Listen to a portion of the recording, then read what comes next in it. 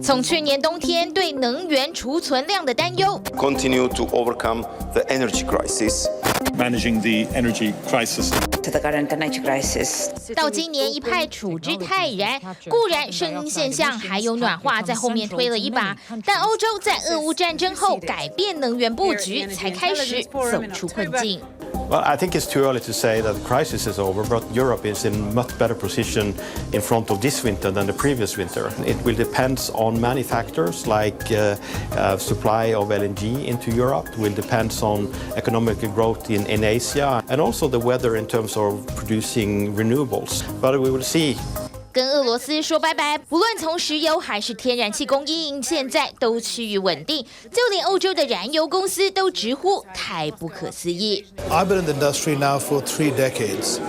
The idea that Europe would be now really reliant on around 10% give or take of Russian gas versus the 50% which was the norm for 3 decades would have been unthinkable prior to the 24th of February of last year.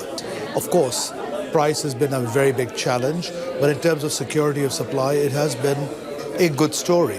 但这样的安稳绝对是付出庞大的代价。为了避免能源价格高不可攀，欧盟祭出高达5880亿美元的补助，英国也撒币超过1000亿美元，就连挪威政府也掏出90亿美元来平抑能源价格。英国政府在9月底也宣布批准在苏格兰外海石油以及天然气的开采，减少对进口化石燃料的依赖。但这些行动看在环保人士眼里等同于开倒车。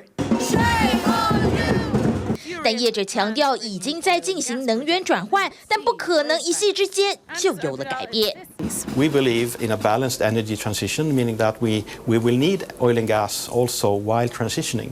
Rosebank was difficult. I spent a lot of time really reviewing that project, both from a technical, economical, and reputational basis. But in the end, I came to the conclusion that this is right for UK in terms of producing energy in UK, and it's also right for Equinor to do it. 西班牙能源龙头就强调，目标是2030年，公司大部分的投资都投注在再生能源的使用。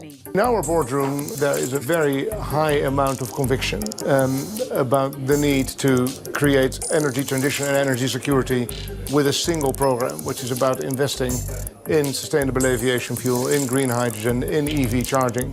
But I'm quite convinced that even in the boardrooms where it isn't yet the conversation of the day, it soon will be. 外界尤其把矛头指向产油国，正在杜拜举行的气候峰会，让外界拿放大镜仔细观察。OPEC 秘书长忙着出面喊冤。